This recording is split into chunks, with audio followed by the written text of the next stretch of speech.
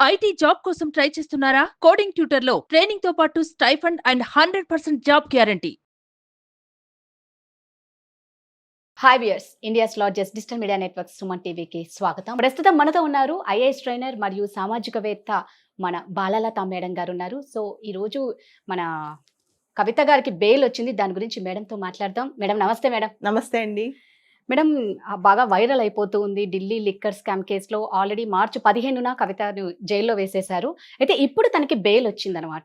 ఈ బెయిల్ ఇచ్చినప్పుడు ఎలాంటి షరతులు ఉంటాయి మేడం? ఫస్ట్ జనరల్గా ఆడవాళ్ళకి ఇన్ని రోజులు బెయిల్ డినై చేయరు. ఓకే. ఇంతకు ముందు 2G స్పెక్ట్రమ్ స్కామ్లో కనిమొళి గారిని కూడా ఇలానే ఉంచేశారనమాట. యాక్చువల్లీ కొన్ని చట్టాల్లో, ప్రత్యేకమైన చట్టాల్లో కొంత ఎక్కువ కాలం జైల్లో ఉంచుతారు బెయిల్ డినై చేసేసి. అయితే ఈరోజు సుప్రీంకోర్టు ఢిల్లీ హైకోర్టును కూడా బాగా చివాట్లు పెట్టింది. దానికి ప్రధానమైన కారణం కవిత గారు చాలా ఇన్ఫ్లుయెన్షియల్ అని చెప్పి ఢిల్లీ హైకోర్టు ఆమెకి బెయిల్ డినై చేసింది. ఆవిడ ఎడ్యుకేటెడ్ ఉమెన్, ఆవిడ మంచి సోషల్ పొజిషన్లో ఉన్నారు, ఇలాంటి ఉమెన్కి మేము బెయిల్ ఇవ్వము అని చెప్పి. అసలు అలా చెప్తారు అంటే ఎడ్యుకేటెడ్ ఉమెన్కి ఇంకా బెయిల్ రాకూడదా అని చెప్పి సుప్రీంకోర్టు అడిగింది అనమాట. దాదాపు 150 రోజుల పైన ఆవిడ జైల్లో ఉన్నారు. ఇక్కడ సుప్రీంకోర్టు ఈరోజు ఆవిడకి బెయిల్ గ్రాంట్ చేస్తూ కొన్ని షరతులు పెట్టింది. ముఖ్యంగా విట్నెస్ సాక్షులను ఇన్ఫ్లుయెన్స్ చేయొద్దని, ఎవిడెన్స్ ట్యాంపర్ చేయొద్దని చెప్పిందనమాట. ఇవి చెప్తూ ఆవిడ పాస్పోర్ట్ సరెండర్ చేయాలి, ఎందుకంటే ఆవిడ కంట్రీలోనే ఉండాలి. జస్టిస్ గవాయ్, జస్టిస్ విశ్వనాథన్ ఇద్దరు కూడా ఢిల్లీ హైకోర్టు ఇంతకుముందు చెప్పిన కారణాలతో ఏకీభవించలేదు. ఎడ్యుకేటెడ్ ఉమెన్ కాబట్టి ఇవిడికి బెయిల్ డినై చేయటం ఇవన్నీ తప్పు అని చెప్పి కూడా గట్టిగా చెప్పారు. దాంతో పాటు ఇన్వెస్టిగేషన్ పూర్తయిపోయింది ఈ కేసులో, ఛార్జ్ షీట్ వేసేశారు. ఈడీ, సిబిఐ 2 కేసుల్లో చాలా వరకు ఇన్వెస్టిగేషన్ అయిపోయింది. కేసు మొత్తం ట్రయల్ అయ్యేదాకా ఈవెన్ జైలు ఎలా ఉంచుతారు? దాదాపు 490 పైన విట్నెస్లు ఉన్నారు. వీళ్ళందరూ సాక్ష్యాలు తీసుకునేదాకా జైల్లో ఉంచలేరు కదా. మనీష్ సిసోడియా కేసు ఇంతకుముందే జరిగింది.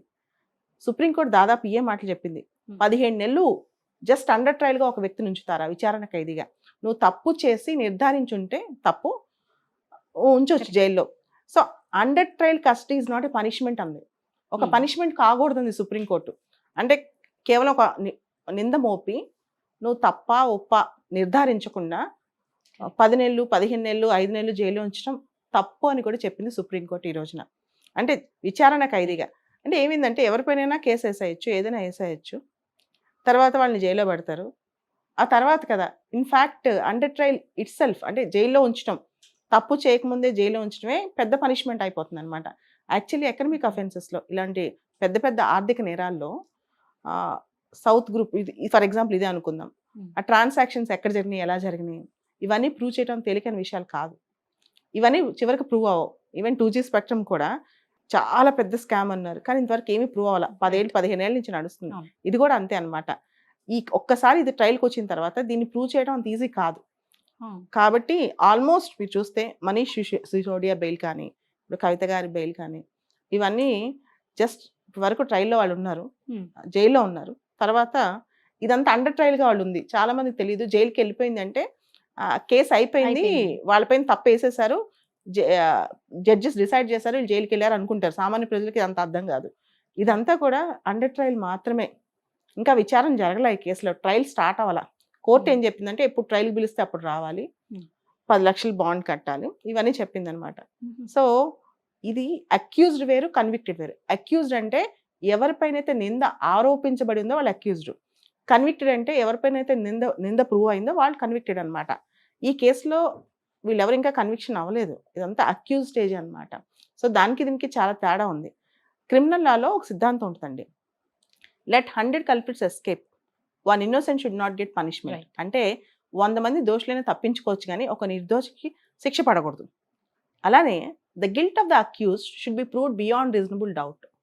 ఎవరైతే విచారణ ఖైదీలో ఉన్నారో వాళ్ళు తప్పు చేశారని చెప్పి ఎటువంటి సందేహం లేకుండా ప్రూవ్ అవ్వాలి. ఈ 2 ఫండమెంటల్ రూల్స్ అనమాట. వీటిని బ్రేక్ చేసి ఏ కోర్టు కన్విక్షన్స్ ఇవ్వలేదు. సో ఇవన్నీ చూసి ట్రయల్ జరిపి ఆ ట్రయల్ సిద్ధాంతాలు పూర్తిగా తీసుకుని ఆ ట్రయల్లో ఏవైతే విట్నెస్లు చెప్తారో ఆ సాక్ష్యాలు తీసుకుని, అదేవిధంగా ఈ కేసులో మనం మొత్తం చూసుకుంటే కనుక A1, A2 దీనిలో కవిత మధ్యలో ఉన్నట్టున్నారు, ఫస్ట్ లో కూడా లేరు. లేరు. అవును. సో సిసోదియాకే బెయిల్ వచ్చినప్పుడు ఈవిడికి రావటం పెద్ద విషయం కాదు. సుప్రీంకోర్టుకి వెళ్తే ఖచ్చితంగా ఇలాంటి కేసులో బెయిల్ వస్తాయి. దాదాపు 150 రోజుల తర్వాత బెయిల్ అయింది, ఇంకా లేట్ అయింది అనమాట. సో ఎకనమిక్ అఫెన్సెస్ అనేవి ఇంకా మాక్సిమం ఇంతకంటే పనిష్మెంట్స్ కూడా మనం చూస్తే ఈ అండర్ ట్రయల్ గా జైల్లో ఉండడం పెద్ద పనిష్మెంట్. ఓకే. ఆ తర్వాత ట్రయల్ జరుగుతూ ఉంటుంది, జీవితకాలం పూర్తవుద్ది అనమాట ఇలాంటి వాటిలో. అంటే ఇప్పుడు ఈ అంటే మన జనాలు ఎలా అనుకుంటారంటే రే బెయిల్ ఇచ్చేస్తున్నారు, వీళ్ళు ఇంకా వీళ్ళ దగ్గర ఉన్న సాక్ష్యాలన్నీ మాఫీ చేస్తారా ఏంటి అన్న టెన్షన్ కూడా జనాలకు ఉంటుంది. అంటే లిక్కర్ స్కామ్ అంటే చిన్న స్కామ్ కాదు కాబట్టి. అంటే ఇప్పుడు మీరు ఇందాక ఒక మాట అన్నారు, 100 మంది నిర్దోషులైనా దోషులకి శిక్ష పడకున్నా పర్లే, ఒక్క నిర్దోషిని మాత్రం కాపాడాలి. మన ఇండియా మొత్తం అదే. అవును.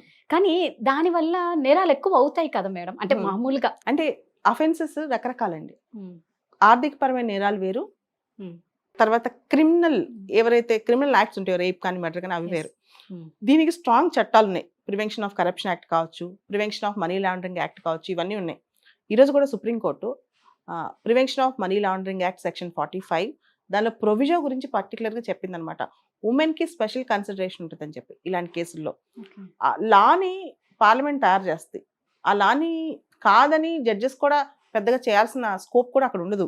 లా ప్రకారం వెళ్ళాలి వాళ్ళు కూడా. సో ఢిల్లీ హైకోర్టు కొన్ని ఇచ్చిన స్టేట్మెంట్స్ తప్పడుతూ చెప్పింది. ఇక్కడ క్వశ్చన్ కవిత గారు ఇన్వాల్వ్ అయ్యారా లేదా అనేది కాదు, అదంతా ట్రయల్ స్టేజ్. అసలు అంతవరకు స్టేజ్ లేదు. సిబిఐ ఈడీ తన వాదన తను వినిపిస్తాయి. వీళ్ళ లాయర్లు బెయిల్ గురించే ఇదంతా. This is all about bail. తర్వాత స్టోరీ తర్వాత వాళ్ళు ఏం వాదిస్తున్నారు, ఈవిడ ఫోన్ మొత్తం ఆవిడ చేసేసిందని, ఫార్మాటింగ్ చేసేసిందని ఇలా అంటున్నారు. ఇవన్నీ బెయిల్ కి వర్తించవు. తర్వాత ఈవిడ బయటకు వెళ్తే ఇన్ఫ్లుయెన్స్ చేస్తుందేమో విట్నెస్ అని, ఒక కేసు అని ఈవిడ బుక్ అయిందా విట్నెస్ ని ఇన్ఫ్లుయెన్స్ చేస్తుందని చెప్పి, సాక్షుల్ని ప్రభావితం చేసిందని చెప్పి వాళ్ళ తరపు లాయర్ అడిగారు. రైటే కదా అదంతా. సో టెక్నికల్ గా లీగల్ గా చూసుకుంటే ఈ కేసు సుప్రీంకోర్టుకి వెళ్తే ఖచ్చితంగా బెయిల్ వచ్చిందని ముందే అందరికీ తెలుసు. ఎందుకంటే ఈ కేసులో స్టేట్మెంట్స్ తప్ప, స్ట్రాంగ్ స్టేట్మెంట్స్ తప్ప, అక్కడ ఈ కేసులో జడ్జి కోర్టులో ఒకటి అడిగారు, ఇవి తప్పు చేసిందని చెప్పి ఒక మెటీరియల్ ఫ్యాక్టర్ని చూపించిందని.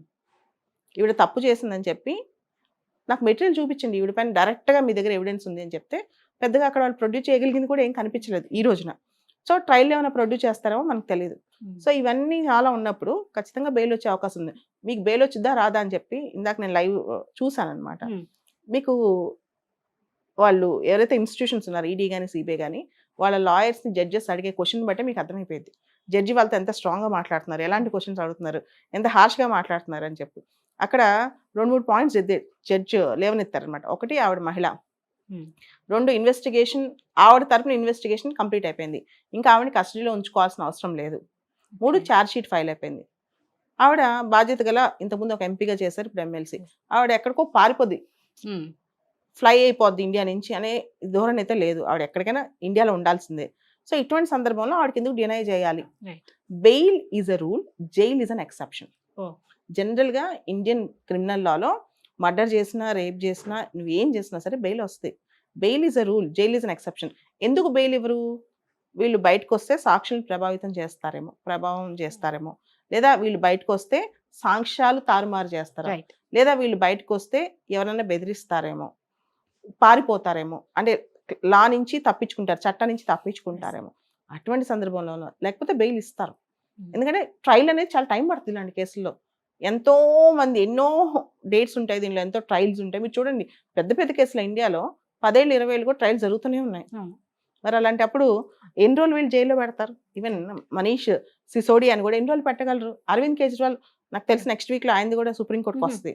వచ్చినప్పుడు ఈ మంత్ వచ్చే నెలలో ఆయన కూడా బయటకు రావాల్సింది, ఈ నెల వచ్చే నెలలో. సూపర్, మీరు 100% కరెక్ట్ గానే చెప్పారు. అంటే లేడీస్ కి నిజంగా మీరు అన్నట్టు ఇదే లేట్ ఏమో, కవితకే లేట్ గా వచ్చిందేమో బెయిల్ అనిపిస్తుంది. లేదు, చాలా మంది చెప్పాను కదా ఇందాక, ఇంతకు ముందు చెన్నైలో, మెడ్రాస్లో కనిమొళి, తను కూడా ఎంపీగా చేశారు, ఇప్పుడు కూడా ఉన్నారు తనది కూడా ఇలానే జరిగింది. ఎంతకాలం, ఇంతకంటే ఎక్కువ కాలమే ఉంది ఆవిడ కూడా జైల్లో, సేమ్ జైల్లో ఉన్నట్టుంది ఆవిడ కూడా. సో ఇంకా ఈ కవిత గారు ఈ వచ్చిన బెయిల్ తో తనకు వచ్చిన షరతుల్ని పాటించుకుంటూ, అంటే వాళ్ళు ఇచ్చారు కాబట్టి ఇంకా నెక్స్ట్ ఏం జరుగుతుందో అందరు వెయిట్ చేస్తూ ఉంటారు. లేదండి, ఈ కేసెస్ టేక్స్ టైం.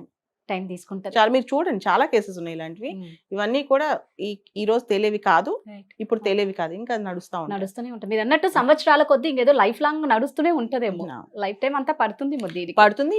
ఎంతవరకు ఈ కోర్టులో నించుంటాయి ట్రయల్ అనేది కూడా doubt. Thank you so much. Thank you అండి.